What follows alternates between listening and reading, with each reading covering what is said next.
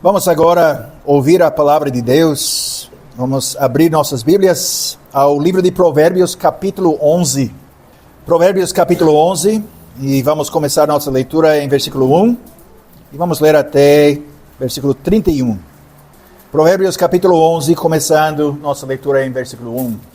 E assim diz a palavra perfeita de Deus: balança enganosa é abominação para o Senhor, mas o peso justo é o seu prazer.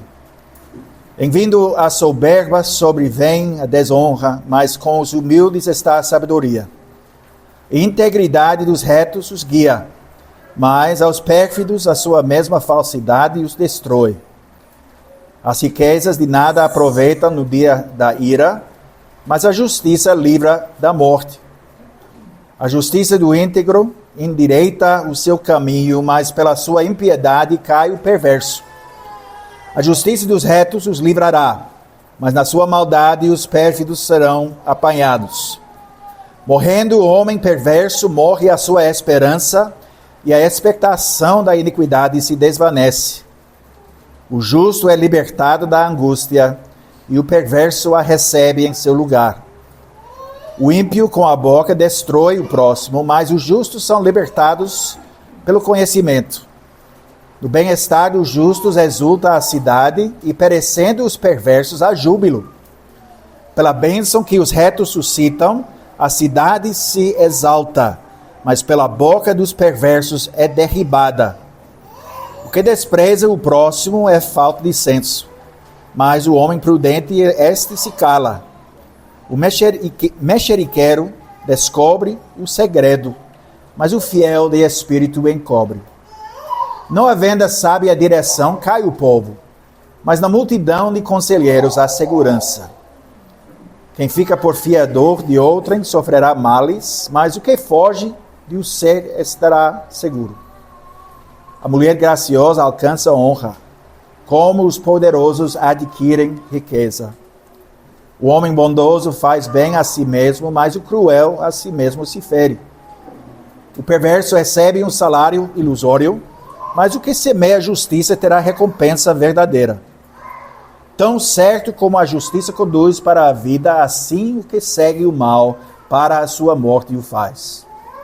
Abomináveis para o Senhor são os perversos de coração, mas os que andam em integridade são o seu prazer. O mal é evidente, não ficará sem castigo, mas a geração dos justos é livre. Como joia de ouro em foquinho de porco, assim é a mulher formosa que não tem discrição. O desejo dos justos tende somente para o bem, mas a expectação dos perversos redunda em ira. A quem dá liberalmente ainda se lhe acrescenta mais e mais. Ao que retém mais do que é justo, ser-lhe-á em pura perda. A alma generosa prosperará, e quem dá a beber será descedentado. Ao que retém o trigo, o povo o amaldiçoa, mas bênção haverá sobre a cabeça do seu vendedor. Quem procura o bem alcança favor, mas ao que corre atrás do mal, este lhe sobrevirá. Quem confia nas suas riquezas cairá, mas os justos reverdecerão como a folhagem.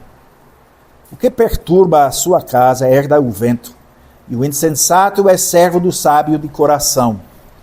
O fruto do justo é a árvore da vida, e o que ganha almas é sábio. Se o justo é punido na terra, quanto mais o perverso e o pecador.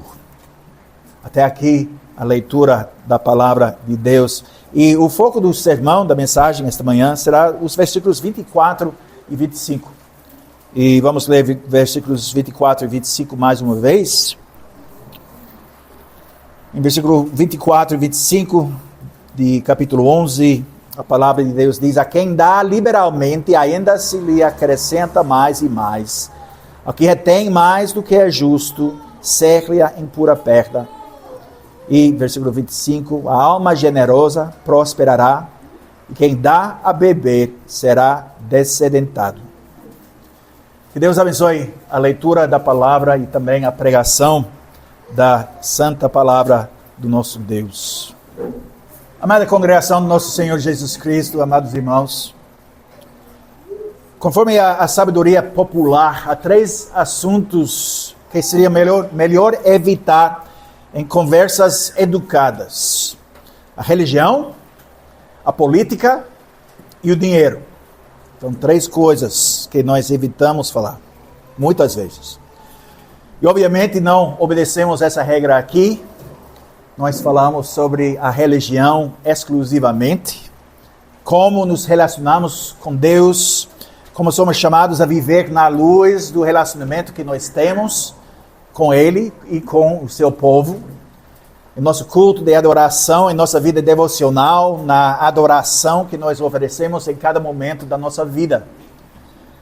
Em vez de ser um assunto para evitar nossa religião, nossa fé, e a prática que surge da nossa fé, deve ficar no centro, na verdade, de todas as nossas conversas. Deve formar a base, se não o conteúdo específico, de tudo que dizemos em todas as conversas. E desse ponto de partida, nossa crença religiosa, nossa prática religiosa, tudo surge. Isso inclui a nossa política, inclui a questão do nosso dinheiro e o que nós fazemos com nosso dinheiro. E agora, eu acho que todos vocês sabem que uma das acusações comuns que vai ouvir de pessoas que tinham uma experiência negativa com a igreja ou com o seu ministério, que a única coisa que a igreja quer é seu dinheiro. Na verdade, nós podemos fazer uma lista infelizmente longa de pregadores que têm muitos ouvintes e seguidores que parecem ter interesse inordenado nesse assunto, em dinheiro, e não em muito mais além do dinheiro. E talvez esse fato nos leve a querer não falar sobre esse assunto, especialmente na pregação. Não queremos ser associados com aqueles lobos. Mas a Escritura não tem vergonha de falar sobre nosso dinheiro, nossas posses, e a maneira como as adquirimos e as usamos. E mesmo que a mensagem da Escritura possa causar dor, porque fala diretamente ao coração de todos nós, porque todos nós falhamos de muitas maneiras nessa área, é algo que nós precisamos enfrentar. Algo que todos nós precisamos ser lembrados repetidas vezes. Porque toda parte da vida fica sob o reinado e a liderança do nosso Senhor Jesus Cristo. Isso inclui nossas contas bancárias, nossos investimentos, nosso salário, pagamento, a renda que nós recebemos, e também o conteúdo das nossas carteiras. Se confessarmos que Jesus Cristo é o Senhor de tudo, isso significa que Ele é o Senhor das nossas finanças também. E nós precisamos submetê-las ao seu senhorio junto com todo o resto da nossa vida. Antes, no livro de Provérbios, Salomão, ele escreve sobre nossa fala, nosso discurso.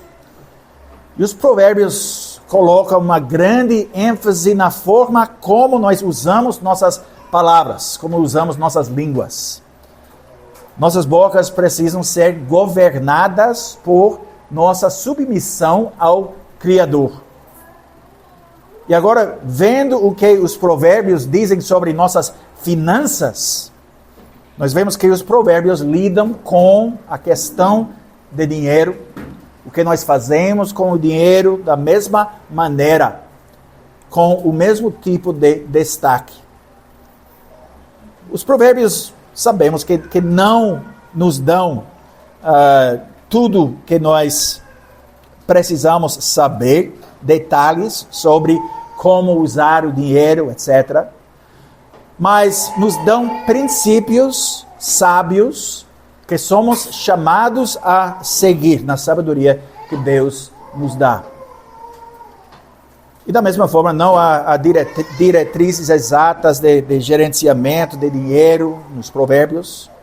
Quanto temos que dar, quanto temos que poupar, para quem devemos dar, quanta riqueza é riqueza demais, quantas posses são suficientes para o crente. Mas o que nós recebemos nos provérbios de Salomão é algo melhor do que uma lista de prescrições e proscrições. Temos palavras de sabedoria.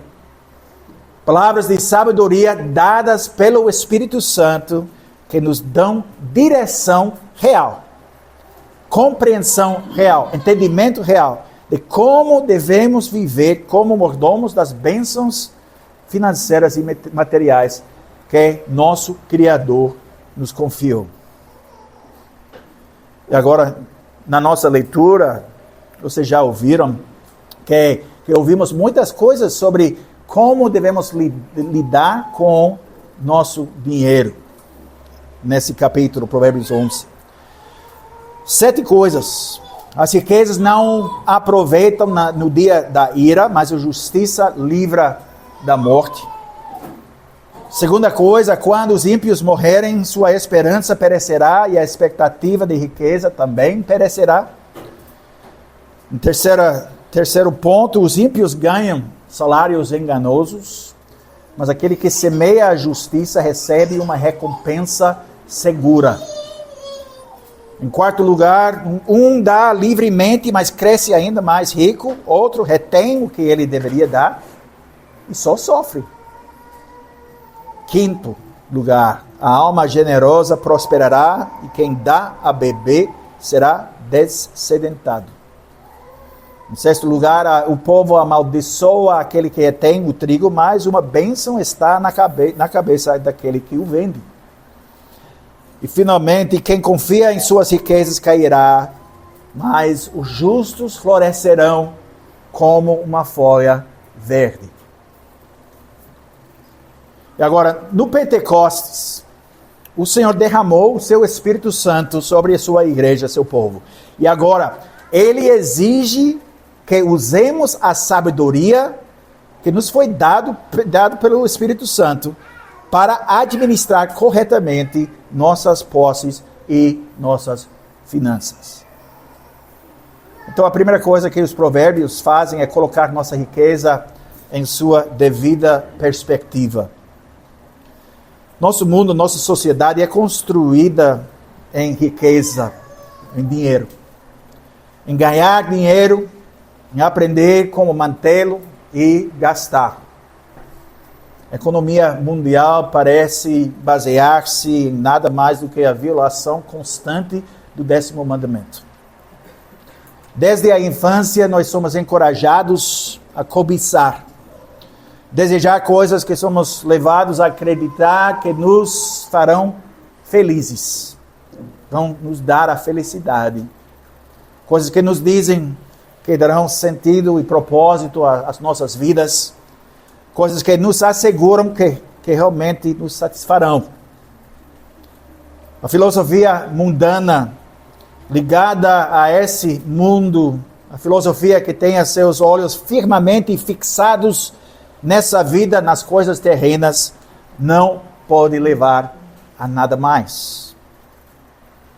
A filosofia que diz que 70, 80 anos de respiração que você tem nessa vida, nessa terra, é tudo que existe, só pode levar à idolatria das posses, da riqueza, de tudo que o dinheiro pode comprar.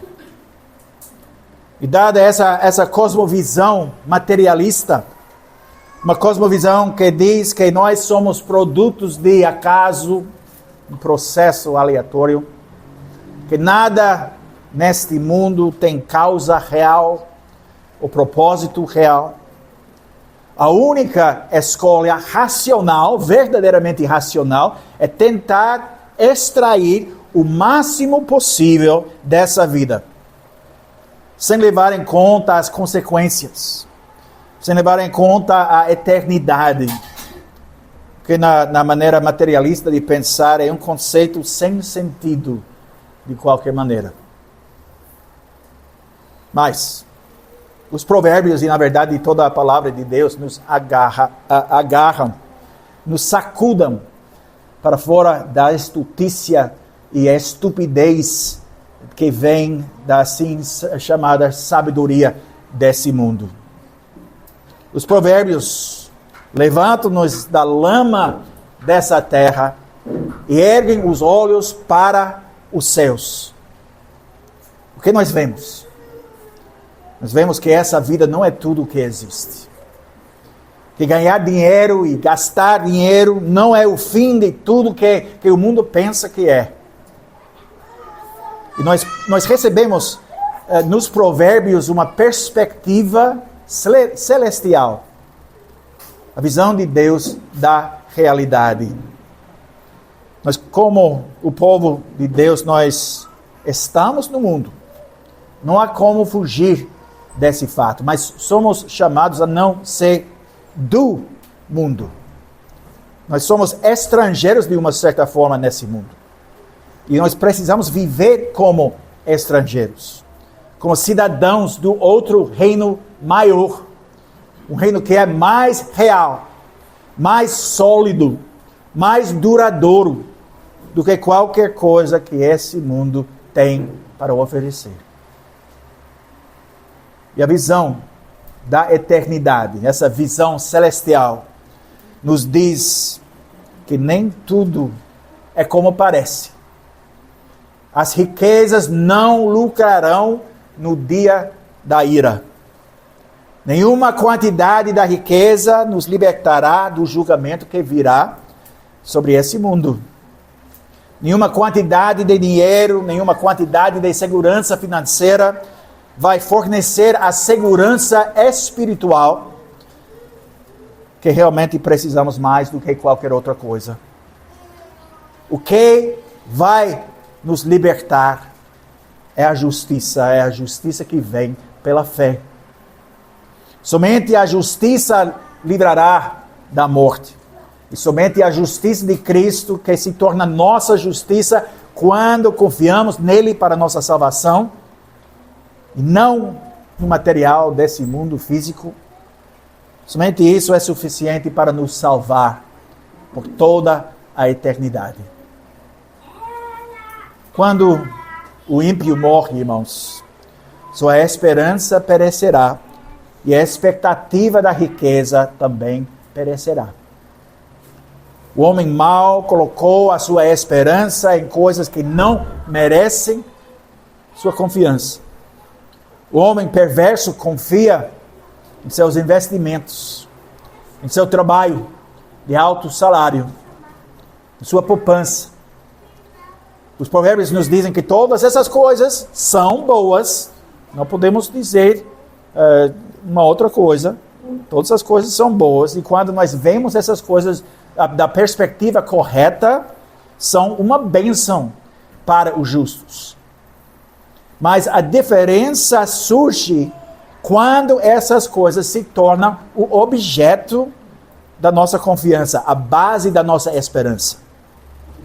Quando nós confiamos em nosso trabalho, em vez de que em Deus que nos deu o trabalho, a habilidade para trabalhar, confiamos em algo que, nas palavras de Eclesiastes, que não são nada mais do que vapor, fumaça, vento, vaidade das vaidades.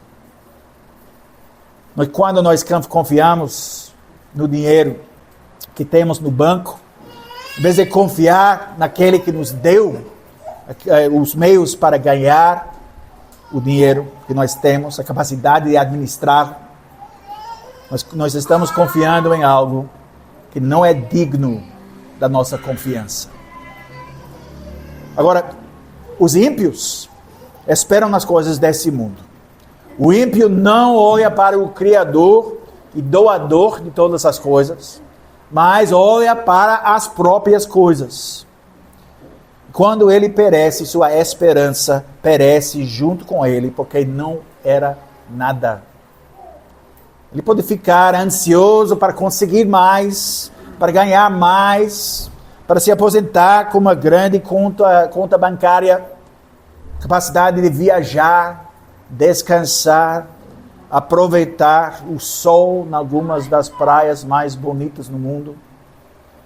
Mas quando ele dá o último suspiro, não há absolutamente nada para olhar para a frente. Porque ele confiou nesse mundo, ele confiou nas coisas desse mundo, ele vai receber do Criador a devida penalidade por seu erro. Ele passará a eternidade, triste dizer, muito triste dizer, mas temos que dizer isso. Ele vai passar toda a eternidade com aquele a quem nosso Senhor chama de o príncipe deste mundo.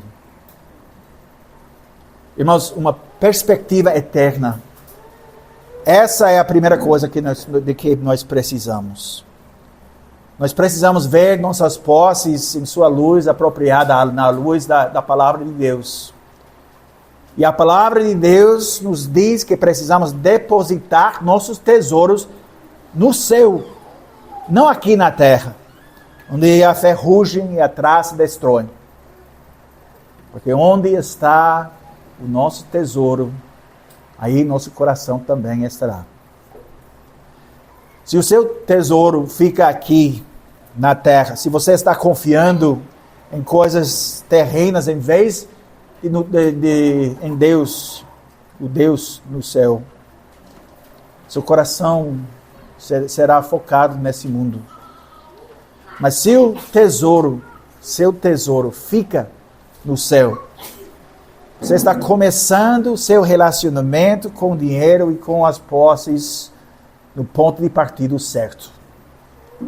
Nós precisamos ser capazes de dizer isso junto com Jó.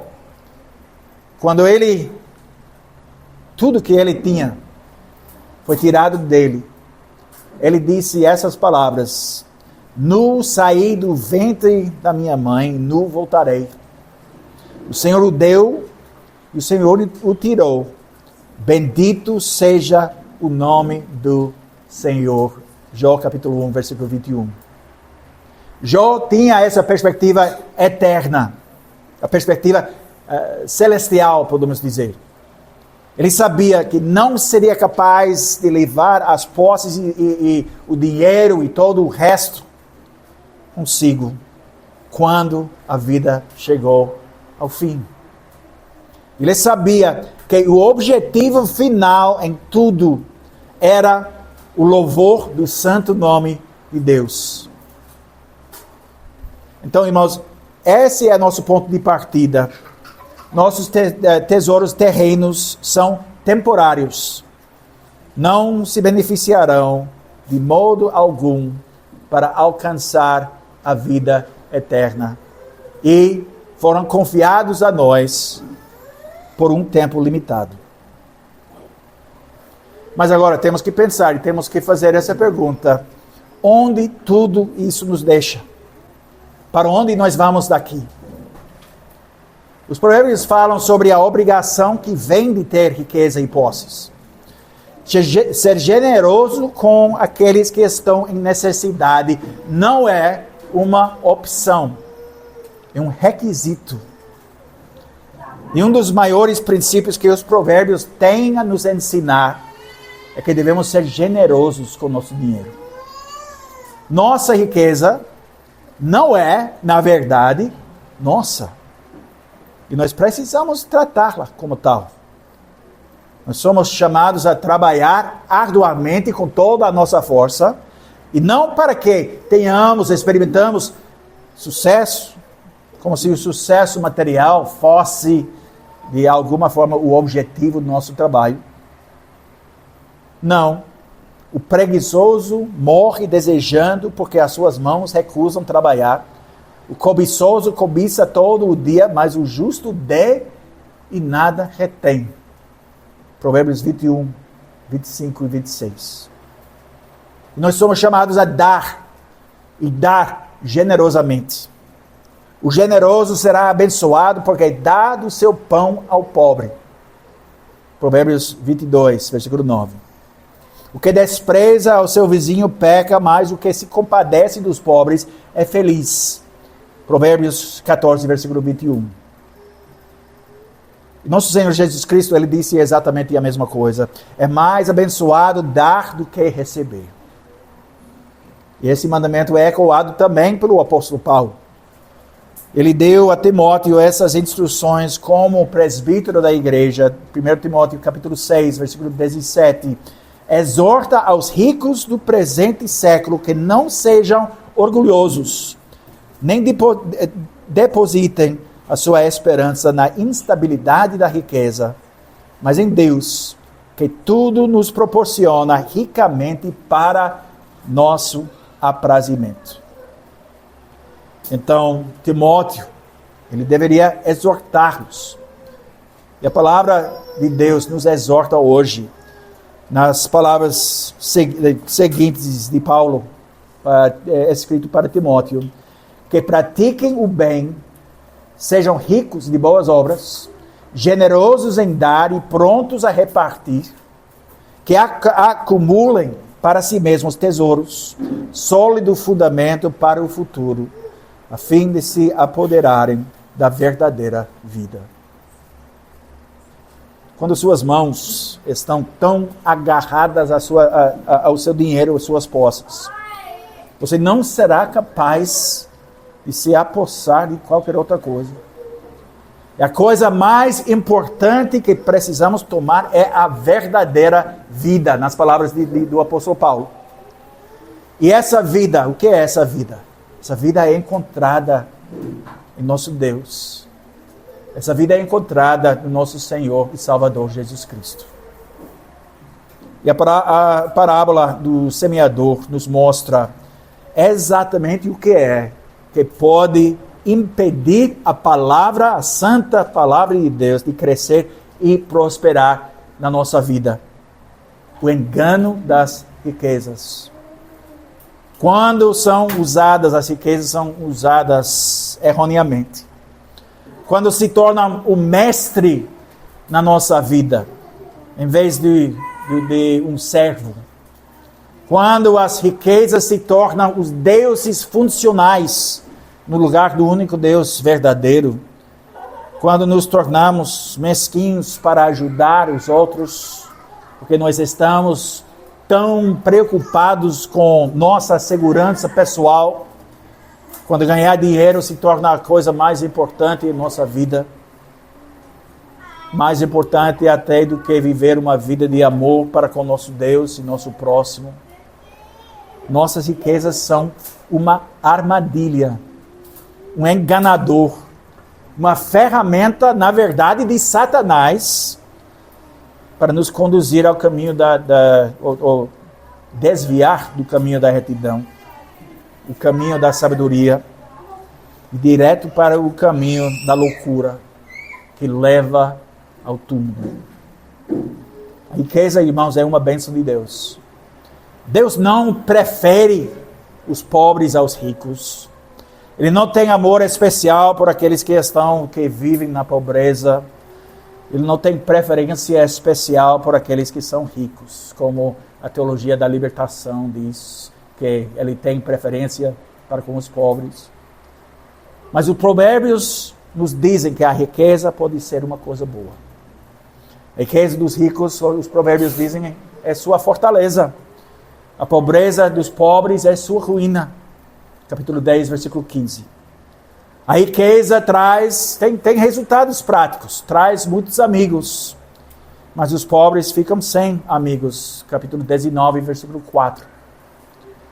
Mas quando os ricos começam a pensar que sua fortaleza última, sua segurança última, fica em seu dinheiro, eles estão se colocando num lugar muito perigoso. A riqueza dos ricos é sua cidade forte. Em sua imaginação é como um muro alto. Em última análise, a riqueza só pode ser uma bênção se não nos apegarmos a ela com muita força. Irmãos, a coisa surpreendente sobre a economia de Deus é que Ele anula todas as expectativas, mesmo quando se trata do nosso dinheiro. Um homem que é gentil se beneficia, mas um homem cruel se machuca. Quem é gentil para com o pobre empresta ao Senhor e será reembolsado integralmente. Aquele que der aos pobres nada faltará, mas aquele que fechar os olhos terá muita maldição. São as palavras dos provérbios. E talvez parece um paradoxo. Parece ir contra a lógica. Mas é verdade. A pessoa que é mesquinha sofrerá carência, mas a pessoa generosa receberá de volta em abundância o que ele deu. É assim que Deus opera. Ele fez uma promessa. Dê generosamente. E você vai receber sua generosidade. Dê gratuitamente aos outros e Ele dará ainda mais livremente a você. A quem dá liberalmente ainda se lhe acrescenta mais e mais. O que retém mais do que é justo, ser-lhe a impura perda.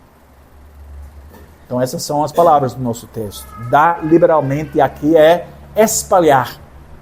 Como espalhar sementes, como semear. Distribuir algo amplamente, generosamente, sem se deter. Mas quem dispersa, receberá o aumento. As expectativas humanas, como sempre na palavra de Deus, as expectativas humanas são derrubadas. Aquele que tem bolsos profundos e braços curtos, que segura firme a carteira e o conteúdo, só terá falta de tudo. Isso não é apenas um conceito do Antigo Testamento.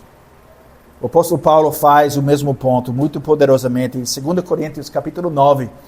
Abre suas Bíblias, eu acho que seria bom ler juntos. 2 Coríntios capítulo 9, versículos 6 a 11. 2 Coríntios 9, 6 a 11.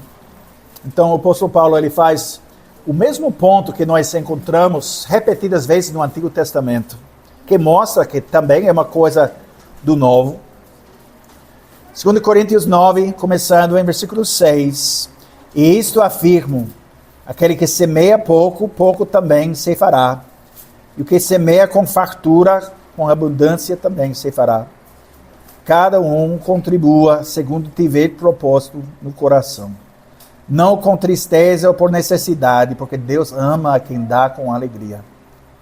Deus pode fazer-vos abundar em toda a graça, a fim de que, tendo sempre em tudo ampla suficiência, superabundeis em toda boa obra, como está escrito, distribuiu, deu aos pobres, a sua justiça permanece para sempre. Ora, aquele que dá semente ao que semeia e pão para alimento também suprirá e aumentará a vossa sementeira e multiplicará os frutos da vossa justiça, enriquecendo-vos em tudo para toda generosidade, a qual faz que por nosso intermédio sejam tributadas graças a Deus. Então, meus irmãos, quando nós damos, devemos dar pelos propósitos corretos, com os motivos certos. O Evangelho da prosperidade nos diz que podemos ficar ricos se enviarmos dinheiro para as pessoas certas. E muitos falsos mestres usam essa mensagem como seu grande motivador. Então esses pregadores apelam para a ganância humana, cobiça, a fim de levar, encorajar, reforçar talvez as pessoas a dar. Mas isso nunca deve ser nosso motivo. É um subproduto, podemos dizer, um resultado dado por Deus de generosidade. Aqueles que dão livremente, aqueles que são generosos em ajudar os pobres, em apoiar o ministério da igreja, em ajudar aqueles que estão em necessidade, encontram-se sendo abençoadas além da sua imaginação. Porque o coração deles fica no lugar certo. E porque suas ações de amor, amor a Deus, amor ao próximo, trabalham dentro da economia de Deus. Repetidas vezes na Escritura nós somos ensinados que a sabedoria significa compreender o modo como Deus, o Criador, ordenou a sua criação. E viver dentro dos limites que Ele estabeleceu. É o caminho da sabedoria. E a sabedoria funciona. A sabedoria finalmente vale a pena nessa vida e na eternidade. Irmãos, isso só faz sentido. Porque aquele que coloca esses princípios no lugar é aquele que governa o universo que Ele criou. É nosso Deus. Então, os provérbios dizem que nosso discurso, nossa fala, destinado a promover o crescimento do reino de Deus. E a mesma coisa vale para nossas posses materiais. Caridade, generosidade, doação altruísta, todas essas coisas são meios para um fim. Riqueza e posses são dadas por Deus para que possamos compartilhar os seus generosos dons. E esses dons devem ser compartilhados. Ele os compartilhou conosco. E nós somos chamados a compartilhá-los com os outros. Sem pensar em nós mesmos primeiro. Colocando as outras pessoas à frente de nós. Colocando o reino de Deus à frente do reino pessoal que tantas vezes nós queremos construir. E assim como nosso Jesus, nosso Senhor, fornece o exemplo supremo da fala santificada, discurso santificado, Ele também nos fornece o modelo supremo para generosidade santificada. Para viver nossa vida em todos os seus aspectos, para o benefício dos outros, para a glória do nosso Pai Celestial. Ele desistiu das suas riquezas celestiais. Ele desistiu da sua prerrogativa divina por causa do seu povo. Ele não deu apenas dinheiro. Em comparação, dinheiro não é nada. Ele deu a sua própria vida. Ele não deu de má vontade, ou porque teve que fazê-lo, ou porque se sentiu compelido a fazê-lo, porque lhe foi ordenado a fazer isso. Ele deu a si mesmo toda a sua pessoa, vida, corpo e alma. Ele deu tudo voluntariamente, em perfeita e fiel obediência ao seu Pai. Não por seu próprio bem, em última análise, mas por causa do seu povo. Ele deu a si mesmo, Ele deu tudo para nós, por nós. Como, irmãos? Temos que fazer essa pergunta. Como, dada essa verdade, essa realidade do Evangelho, como não podemos entregar a Ele e aos outros, nos entregar em gratidão?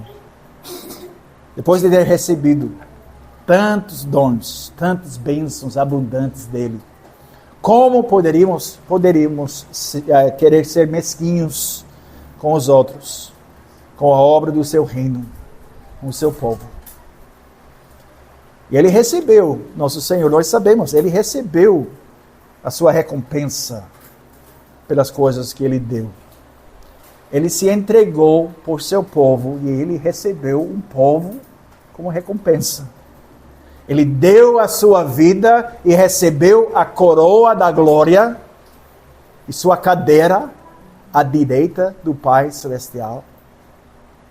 Ele dá livremente hoje, derramando o Espírito Santo sobre o seu povo, nos dando a vida eterna, nos dando significado e propósito e realização nesta vida, nos restaurando a plenitude e paz e alegria, a alegria eterna.